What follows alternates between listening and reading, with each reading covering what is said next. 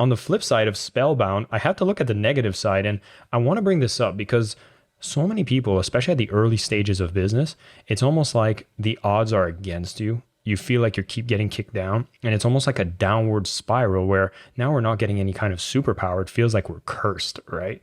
And I'm wondering, is this something that is there a process to overcoming this?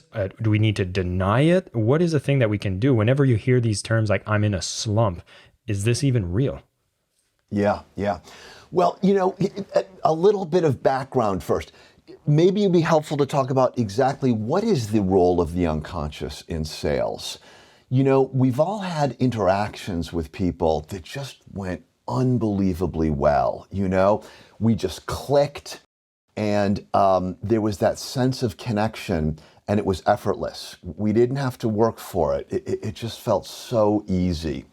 We've all given presentations in which the words just flow incredibly well.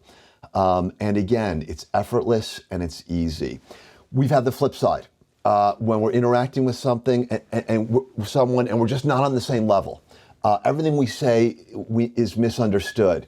We want to explain something and we just can't come up with the words to say it. When we're giving a presentation, we just can't get in that flow, in that rhythm.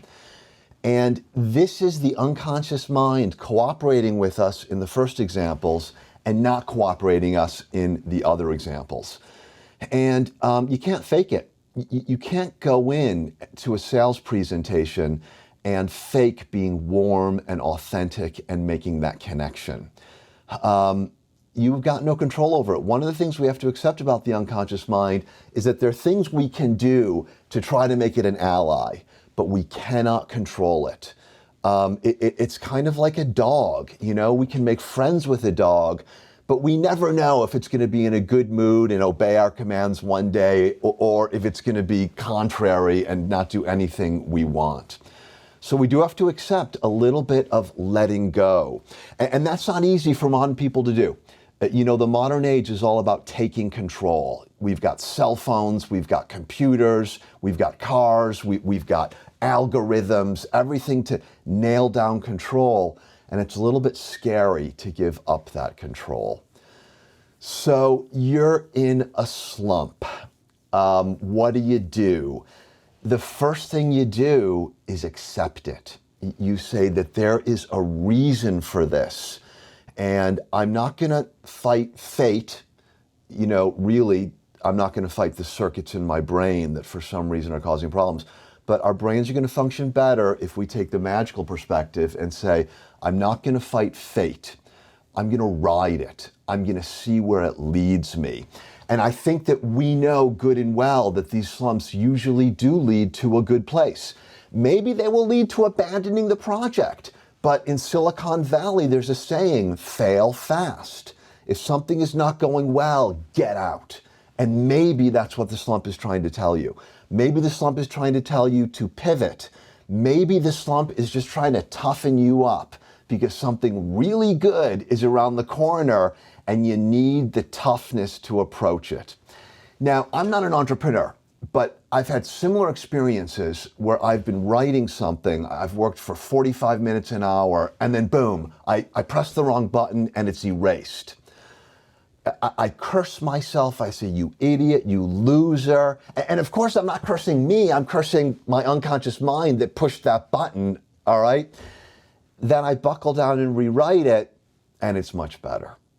So my unconscious mind deleted it for a reason, and I just need to have a little respect. I need to say, look, this happened for a reason. I need to work with this partner of mine, and good things will eventually happen. I feel this, I hope I'm quoting the right person. I think it was Einstein, and I feel like he gets misappropriated so many quotes, so we're just going to roll with this one. Is that he asked one of the questions, which was one of the most important questions you should ask yourself is the universe friendly? I don't know if that was Einstein, but as a question like that, it almost ties into talking about the subconscious mind, thinking and assuming that it always has your back or always has your best interest at heart. Is that a belief that you would agree with and that you align with? No, absolutely not. The unconscious mind has both light and darkness. And, you know, going back to these ancient tales of magic and the supernatural, you know, you look at the myths of the Greek gods, they drip in blood. You know, the Greek gods are powerful, they're unimaginably beautiful, they can give mortals the power to do things that carry them way beyond what they're capable of on their own, but they also curse. And they murder, and they engage in cannibalism and all kinds of horrible, horrible things. And these are reflections of the unconscious. And so we need to be careful. We can't just say, oh, let's tap into this source of power and good things. No, no. And some examples. We see people who are at the top of their field, and they engage in unimaginably bad judgment, and they fall. You know, maybe it's an impulse that they really should have under control, but they don't.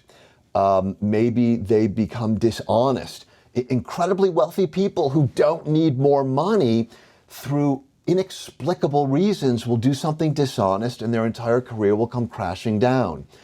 That's the unconscious mind destroying us. And just as the ancient gods and goddesses could both bless and curse, the same is true with the unconscious mind, and so we do need to proceed with caution.